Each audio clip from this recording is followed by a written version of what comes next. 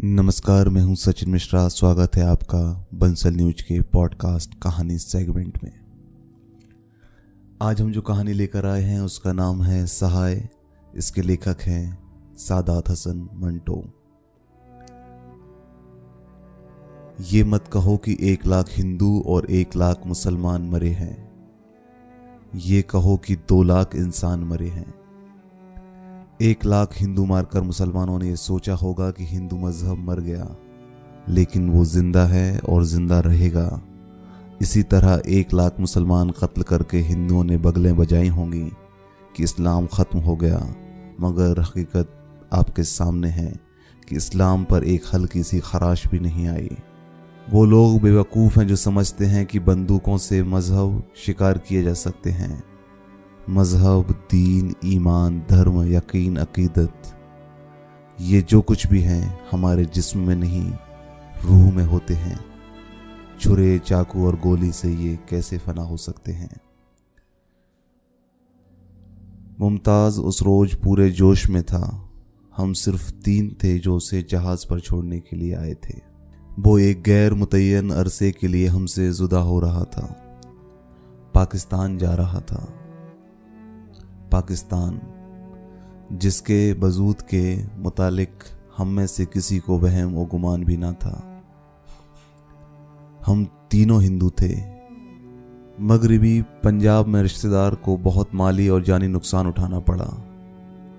गालिबन यही वजह थी कि मुमताज़ हमसे जुदा हो रहा था।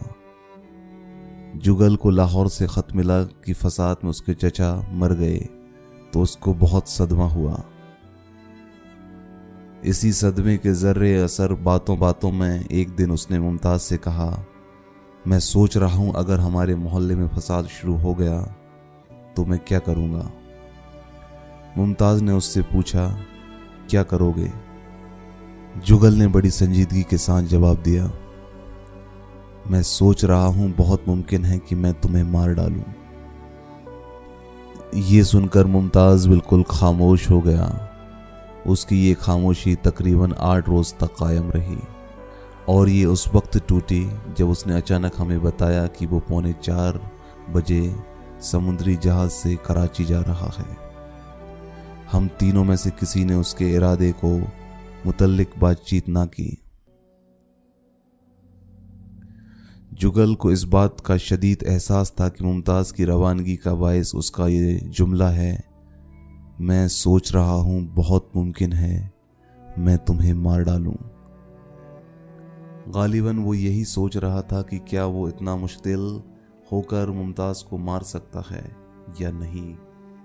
मुमताज़ को जो कहा उसका जिगरी दोस्त था। यही वजह थी कि वह हम तीनों से ज़्यादा खामोश था।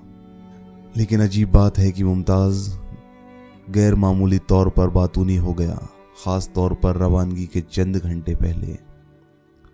सुबह उठते ही उसने पीना शुरू कर दिया। उसने अपना सामान कुछ इस अंदाज में बांधा और बंधवाया जैसे वो कहीं घूमने के लिए जा रहा हो। खुद ही बात करता था और खुद ही हंसता था।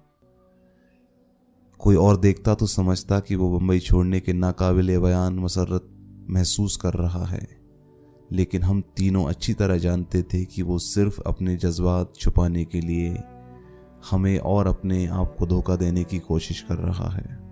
मैंने बहुत सोचा कि मैं उससे बात करूं। मैंने जुगल से भी कहा कि वो बात छेड़े, मगर मुमताज़ ने हमें कोई मौका ही ना दिया। जुगल 3-4 पैक पीकर और भी ज़्यादा खामोश हो गया और दूसरे कमरे में लेट गया। मैं और ब्रजमोहन उसके साथ रहे। उसे कई बिल अदा करने थे, डॉक्टरों की फीस देनी थी, लॉन्ड्री से कपड़े लाने थे। ये सब काम उसने हंसते खेलते किए। लेकिन जब उसने नाके के होटल के बाजू वाली दुकान से एक पान लिया तो उसकी आंखों में आंसू आ गए। ब्रजमोहन के कंधे पर हाथ रखकर वहां से चलते हुए उसने हौले से कहा, याद है ब्रज, आज से 10 बरस पहले हमारा हाल बहुत पतला था। गोविंद ने हमें 1 रुपया उधार दिया था। रास्ते में मुमताज़ खामोश रहा, मगर घर पहुंचते ही उसने फिर बातें शुरू कर दी। ऐसी बातें जिनका सर था न पैर, लेकिन वो कुछ ऐसी पुरखुलूस थी कि मैं और ब्रजमोहन बराबर उनका हिस्सा बनते रहे। जब रवानगी का वक्त करीब आया तो जुगल भी शामिल हो गया, लेकिन जब टैक्सी बंदरगाह की तरफ चल रही थी तो सब खामोश हो गए थे। मुमताज़ की नज़रें मुंबई को अलविदा कर रही थीं। हत्ता की टैक्सी अपनी मंजिल मकसूद तक पहुंच गई। बेहद भीड़ थी। हजारों रेफ्यूजी जा रहे थे। खुशहाल बहुत कम थे और बदहाल बहुत ज़्यादा। बेपनाह हुजूम था, लेकिन मुझे ऐसा महसूस होता था कि जैसे मुमताज़ अकेला ही जा रहा हो, हमें छोड़कर ऐसी जगह जा रहा था जो उसकी देखी वाली नहीं है, जो उसके मानुस बनने पर भी अजनबी रहेगी।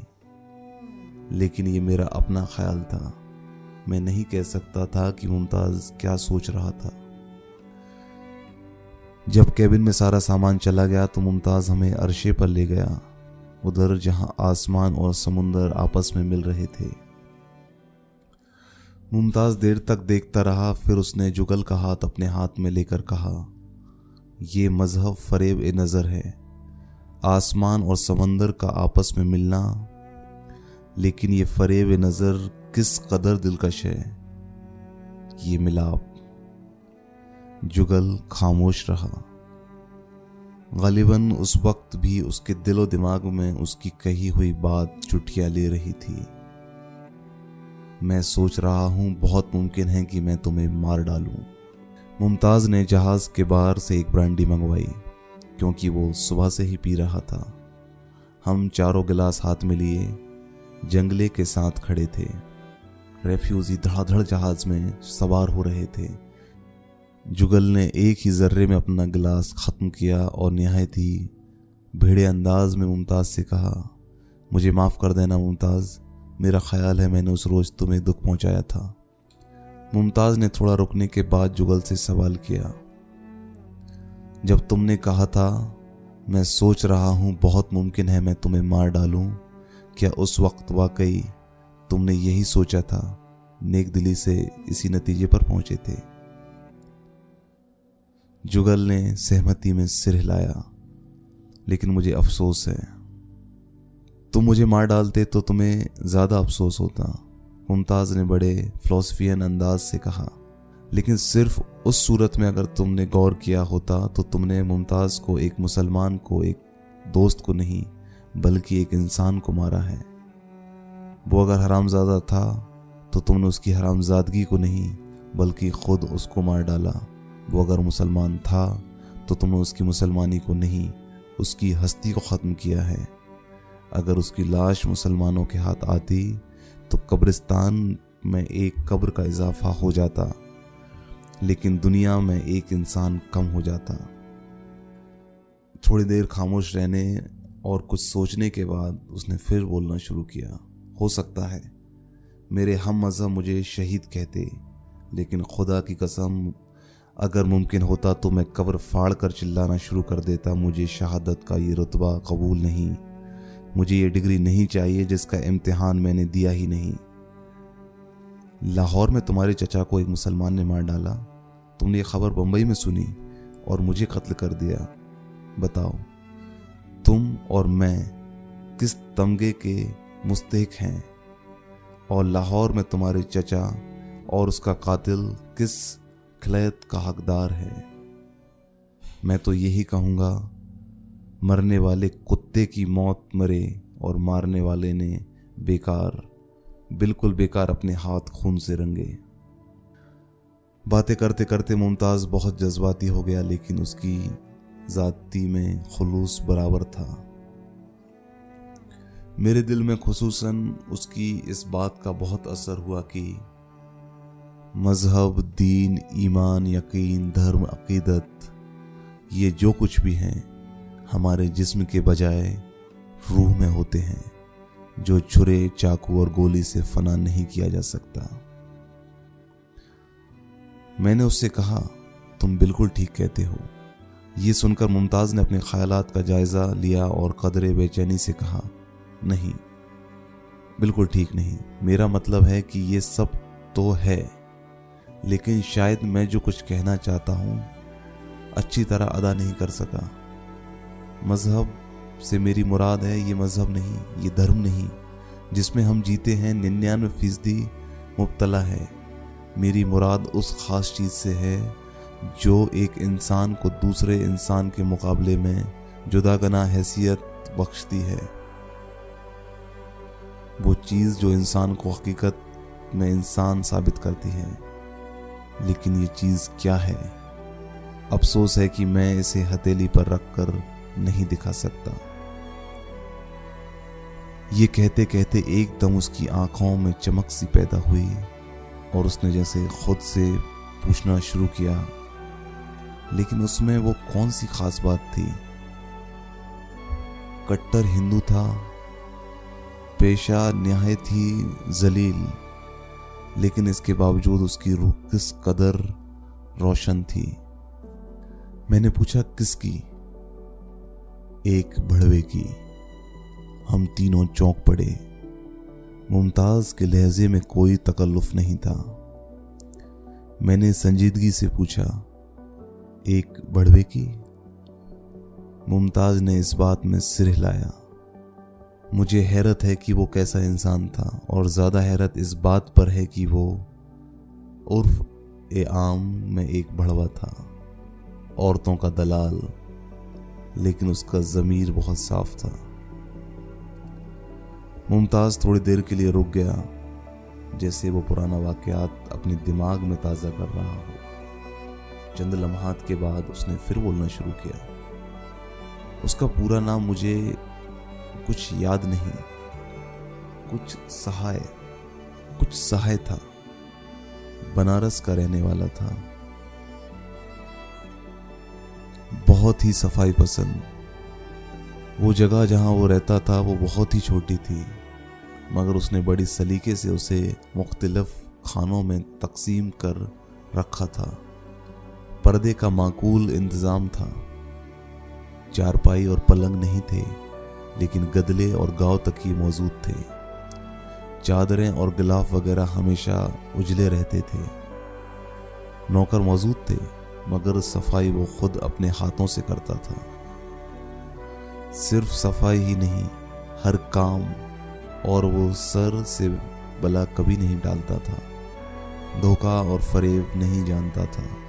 रात ज़्यादा गुजर गई और आसपास से पानी में मिली शराब मिलती थी तो वो साफ कह देता था कि साहब अपने पैसे जाया ना कीजिए।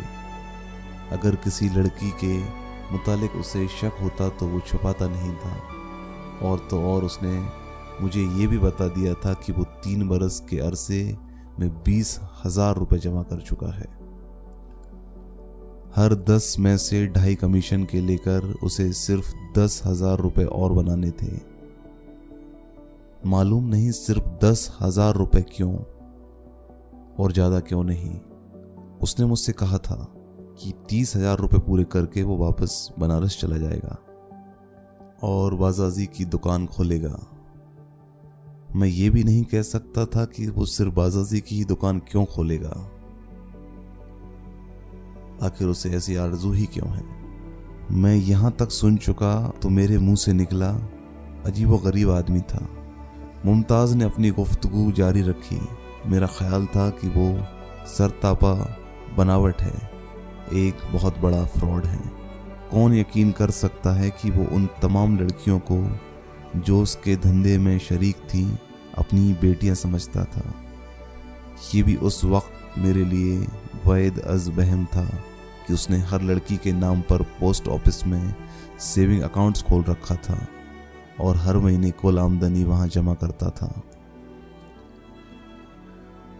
और ये बात तो बिल्कुल नाकाबिले यकीन थी कि वो 10-12 लड़कियों के खाने पीने का खर्च अपनी जेब से अदा करता था। उसकी हर बात मुझे ज़रूरत से ज़्यादा बनावटी मालूम होती। एक दिन मैं उसके यहाँ गया तो उसने मुझसे कहा, मीना और सकीना दोनों छुट्टी पर हैं। मैं हर हफ्ते इन दोनों को छुट्टी दे देता हूँ ताकि बाहर जाकर किसी होटल में मांस वगैरह खा सकें। यहाँ तो आप जानते हैं सब वैष्णव हैं। मैं ये सुनकर दिल ही दिल में मुस्कुराया कि मुझे बना रहा है। एक दिन उसने मुझे बताया कि अहमदाबाद की उस हिंदू लड़की ने, जिसकी शादी उसने एक मुसलमान ग्राहक से कर दी थी, लाहौर से खत लिखा कि दाता साहब के दरबार में उसने एक मन्नत मांगी थी जो पूरी हुई। अब उसने शाह के लिए भी मन्नत मांगी है कि जल्दी जल्दी उसके 30,000 रुपये पूरे हो जाएं और वो बनारस जा सके, बाजाजी की दुकान खोल सके। ये सुनकर तो मैं हंस पड़ा। मैंने सोचा चूंकि मैं मुसलमान हूँ इसलिए मुझे खुश करने के लिए कोशिश कर रहा है। मैंने मुमताज़ से पूछा, तुम्हारा ख्याल गलत था? बिल्कुल, उसके कौल और फ़ैल में कोई बोअद नहीं था। हो सकता है उसमें कई खामी हों, बहुत मुमकिन है उससे अपनी ज़िंदगी में कई लंघिशें सरजद हुई हों, मगर वो एक बहुत ही उम्दा इंसान था। जुगल ने सवाल किया, ये तुम्हें कैसे मालूम हुआ? ये कहकर मुमताज़ कुछ अरसे के लिए खामोश हो गया। थोड़ी देर बाद उसने उधर देखना शुरू किया जहां आसमान और समुंदर एक धुंधली सी आगोश में सिमट रहे थे। फसाद शुरू हो चुके थे। मैं सुबह उठकर भिंडी बाजार से गुजर रहा था। कर्फ्यू के बायस बाजार में आमद और रफ्त बहुत ही कम थी। ट्रेन भी नहीं चल रही थी। टैक्सी की तलाश में चलते चलते जब मैं जेजे अस्पताल के पास पहुंचा तो फुटपाथ पर एक आदमी को मैंने बड़े से टोकरे के पास एक गठड़ी में बंधा हुआ देखा। मैंने सोचा कोई पार्टी वाला सो रहा होगा, लेकिन जब मैंने पत्थर के टुकड़ों पर खून के लोथड़े देखे तो रुक गया। वारदात कत्ल की थी। मैंने सोचा अपना रास्ता लूं, मगर लाश में हरकत पैदा हुई। मैं फिर रुक गया। आसपास कोई न था। मैंने झुककर उसकी तरफ देखा। मुझे शाह का जाना पहचाना चेहरा नजर आया, मगर खून के धब्बों से भरा हुआ। मैं उसके पास फुटपाथ पर बैठ गया और गौर से देखा। उसकी टोल में सफ़ेद कमीज जो हमेशा बेदाग हुआ करती थी, लहू से लिथड़ी हुई थी। जख्म शायद पसलियों के पास था।